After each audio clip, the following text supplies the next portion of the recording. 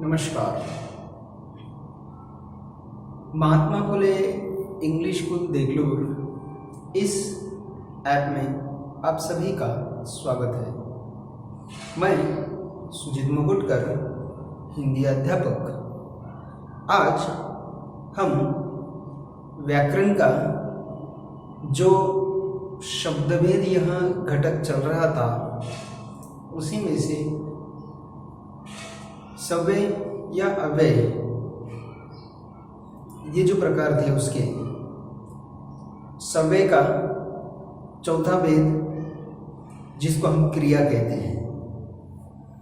तो आज हम क्रिया या इसी को अंग्रेजी में वर्ब कहा जाता है, इस वीडियो के माध्यम से यह घटक आज हम देखने वाले हैं। तो चलिए शुरू करते हैं। क्रिया। तो छात्रों, सबसे पहले मुझे ये बताओ कि क्रिया का महत्व क्या है। क्या आपको पता है? क्रिया महत्वपूर्ण मानी जाती है। क्रिया ये जो हम कहते हैं अंग्रेजी में इसके लिए एक सेंटेंस है। कहा जाता है verb is the backbone of the sentence. Verb को वाक्य का बैकबोन कहा जाता है। बैकबोन मतलब क्या? बैकबोन मतलब रीढ़ की हड्डी। अब रीढ़ की हड्डी का महत्व क्या है पता है? रीढ़ की हड्डी जिससे हम जो इंसान हैं ये ऐसे सीधा खड़े हो सकते हैं। अब इंसान इतना खड़ा हो सकता है ऐसा सीधा, तो ये रीढ़ की हड्डी की वजह से। अगर समझो रीढ़ की हड्डी नहीं रहती थी तो हम सब जानवर के जैसा ऐसा झुक के चलते थे। जानवर जो हम सब देखते हैं झुक के चलते हैं, ये सिर्फ और सिर्फ रीढ़ की हड्डी की वजह से है। अब वाक्य में क्रिया को रीढ़ की हड्डी कहा गया, मतलब जो वाक्य सीधा बनता है वो जो वाक्य होता है उसमें क्रिया का बहुत ही महत्व होता है। क्रिया अगर वाक्य में नहीं रहती थी तो एक भी वाक्य पूर्ण नहीं होता था। चाहे कौन सा भी छोटा से छोटा वाक्य ले लो, उस वाक्य में क्रिया होती ही है। अब क्रिया मतलब या क्रिया की परिभाषा आसान है। जिस वाक्य में किसी भी कार्य करने या कार्य पूरा होने के बोध होता है उसको हम क्या कहेंगे? क्रिया कहेंगे। तो लिख लो, चलो क्रिया की परिभाषा। जिस शब्द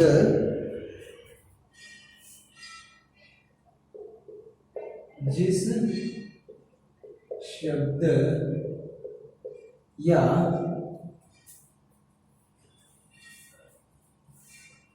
शब्द समूह से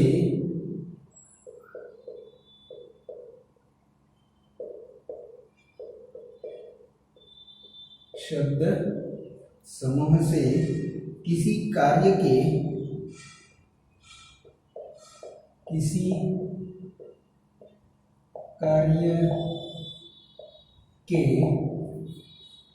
करने या होने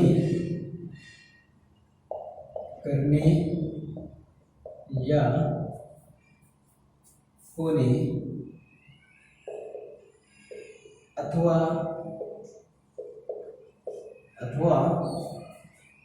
किसी प्रक्रिया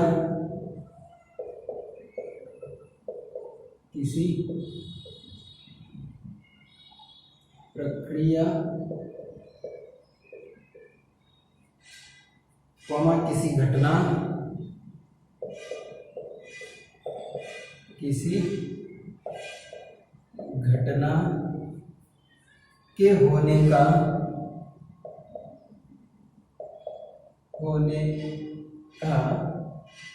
बोध होता है,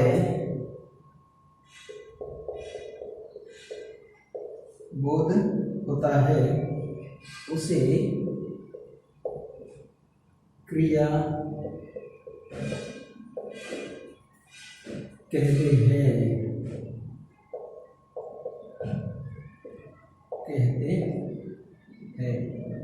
उसे क्रिया कहते हैं। अब क्रिया की परिभाषा अगर हम अच्छी तरह से जान लें तो वो देखो क्या होती है। क्या बताया? जिस शब्द या शब्द समूह से, चाहे जो भी शब्द हो या शब्द समूह हो, से किसी कार्य के करने या होने, ऐसा जो शब्द है या शब्द समूह है, उससे हमें क्या पता चलता है? कार्य का करना अथवा कार्य का होना, अथवा किसी प्रक्रिया, किसी घटना के होने का बोध होता है, या किसी प्रक्रिया का, किसी घटना का होने का बोध होता है, उसे क्रिया कहते हैं। जैसे उदाहरण के तौर पर, जैसे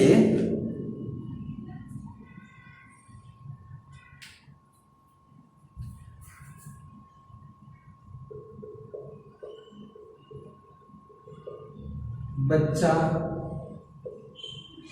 खेल रहा है,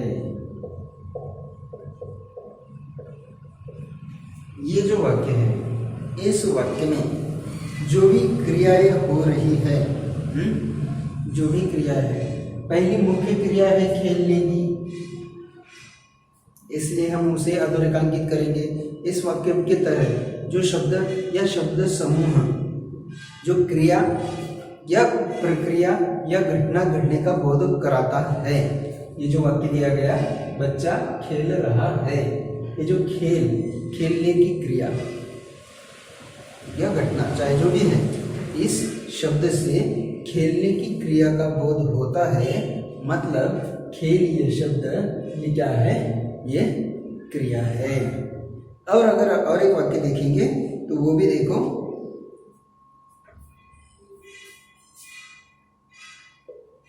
साक्षी पत्र पढ़ती है, ये जो वाक्य, इस वाक्य में कौन सी क्रिया हो रही है? किसकी क्रिया हो रही है? पढ़ने की, इसलिए ये पढ़ती, ये क्रिया इस वाक्य में होता है। आया? अब इसके भी कर्म के आधार पर क्रिया के दो भेद हैं। कर्म के आधार पर, कर्म के आधार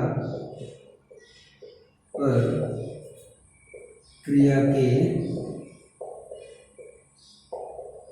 दो भेद होते हैं।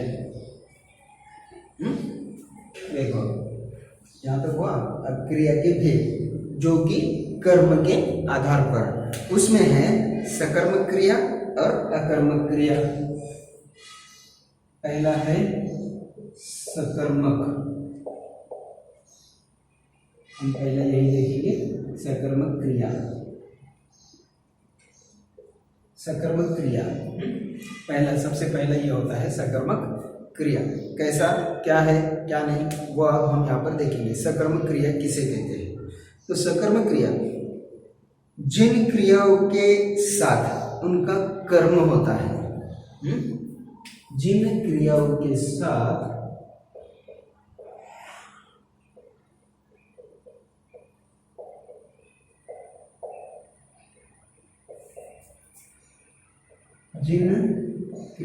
साथ उनका कर्म होता है, उसे सकर्मक क्रिया कहते हैं। उन्हें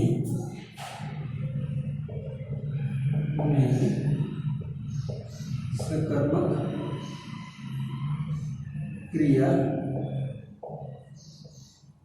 कहते हैं। ये बहुत आसान है। कर्म किसके साथ होता है? जिन क्रियाओं के साथ उनका कर्म होता है। अब ये दो प्रकार है, एक बात याद रखो, क्रिया के दो प्रकार, कर्म के आधार पर। हमने इधर ही लिखा हुआ है कर्म के आधार पर। कर्म, अगर इस क्रिया के साथ अगर कर्म है तो वो जो जाता है वो सकर्मक क्रिया में जाता है वाक्य। सकर्मक क्रिया में कर्म कैसे पहचानना है? अब एक आध वाक्य में कर्म है तो कर्म कैसे पहचानना है, तो उसके लिए भी आसान है। सबसे पहले दिए गए वाक्य को क्या ये प्रश्न हमें पूछना है, क्या ये प्रश्न हमें पूछना है। क्या ये प्रश्न पूछने के बाद जो भी उत्तर आता है उसे हम क्या कहेंगे? कर्म कहेंगे। अब उदाहरण के तौर पर एक वाक्य दूंगा। अब अगर हमें क्रियापद, कर्म, संज्ञा ये सब पता है तो अच्छी बात है। अगर समझो कुछ वाक्य ऐसे होते हैं जिसमें हमें कर्म पहचानने में थोड़ी दिक्कतें आती है, तो इस वक्त हमें क्या करना है? उस वाक्य को क्या ये प्रश्न पूछना है। क्या ये प्रश्न पूछने के बाद उसका जो भी उत्तर आता है तो वो होता है कर्म, उस वाक्य का या उस क्रिया का कर्म। देखेंगे उदाहरण। चलिए एक उदाहरण यहाँ पर हम देखेंगे। लता पत्र पढ़ती है। जैसे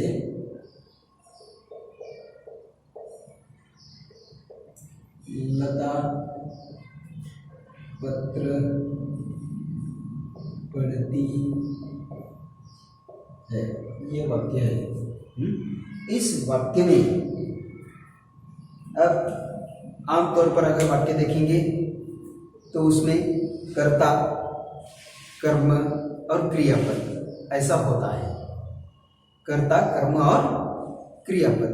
तो यहाँ पर देखिए ये वाक्य लता कर्ता है, संज्ञा है, पत्र ये कर्म है और पढ़ती है ये क्रिया है।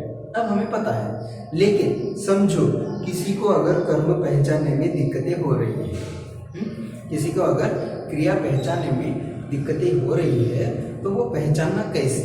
तो सीधा सीधा हमने बताया था कि क्या ये प्रश्न पूछना है। अब यहाँ पर इस वाक्य में लता क्या पढ़ती है? पत्र पढ़ती है। क्या पढ़ती है?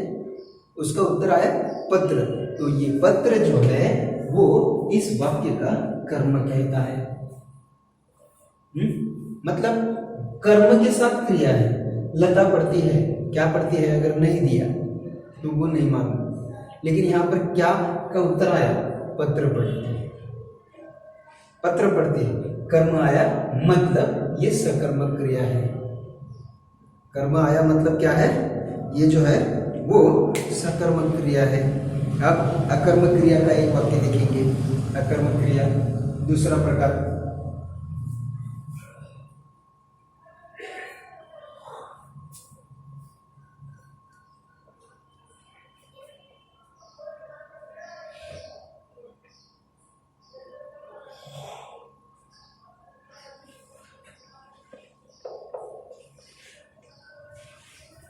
अब देखो इसका दूसरा प्रकार, दूसरे प्रकार की परिभाषा।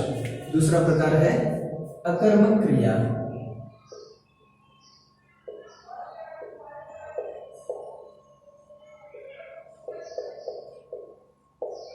अकर्मक क्रिया।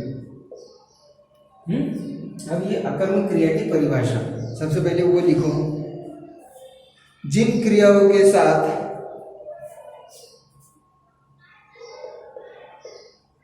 जिन क्रियाओं के साथ उनका कर्म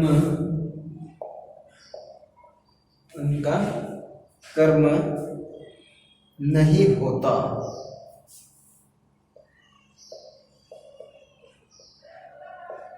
नहीं होता वे अकर्मक क्रिया कहलाती है।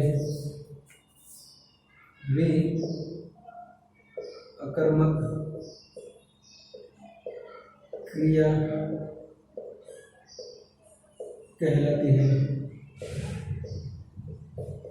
अकर्मक क्रिया कहलाती है। अब ये देखो, आसान है बिल्कुल, बहुत मुश्किल ऐसा नहीं है। ये क्या बताया, जिन क्रियाओं के साथ उनका कर्म नहीं होता, उनका कर्म नहीं होता, उन्हें क्या कहा जाता है, अकर्मक क्रिया। अब इसका भी एक उदाहरण देखकर हम समझने का प्रयास करेंगे। देखो, जैसे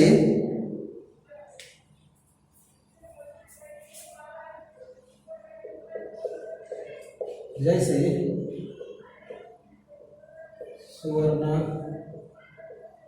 गाती है, सुवर्णा गाती है, ये वाक्य है। ये वाक्य अब वो इसके बारे में जो बताया था कि कर्म कैसे पहचानना है, क्या ये प्रश्न पूछना है, क्या प्रश्न पूछने के बाद जो उत्तर आया वो कर्म है, अगर उत्तर नहीं है तो वो अकर्म। अब ये इस वाक्य को क्या अगर प्रश्न पूछते हैं, सुवर्णा गाती है, क्या गाती है, नहीं मालूम, क्या गाती है पूछा है क्या यहाँ पर, उसका उत्तर है क्या, तो उसका उत्तर यहाँ पर हमें नहीं मिलता है। इसलिए ये जो वाक्य है ये अकर्मक क्रिया है, इसमें कर्म नहीं है, इसलिए इसको क्या कहेंगे, अकर्मक क्रिया। जिसमें कर्म है उसे सकर्मक, जिसमें कर्म नहीं है उसे अकर्मक। कर्म पहचानना कैसे, अगर मालूम है तो ठीक है, अगर नहीं मालूम है तो उसके लिए हमें क्या करना है, क्या ये प्रश्न पूछना है। क्या ये प्रश्न पूछने के बाद जो भी उत्तर आता है वो कहलाता है उस क्रिया का कर्म। अगर कर्म है तो सकर्मक, कर्म नहीं है तो अकर्मक क्रिया। तो आज ये क्रिया और क्रिया के दो भेद यहाँ पर समाप्त हुए। धन्यवाद। घर पर रहे, सुरक्षित रहे।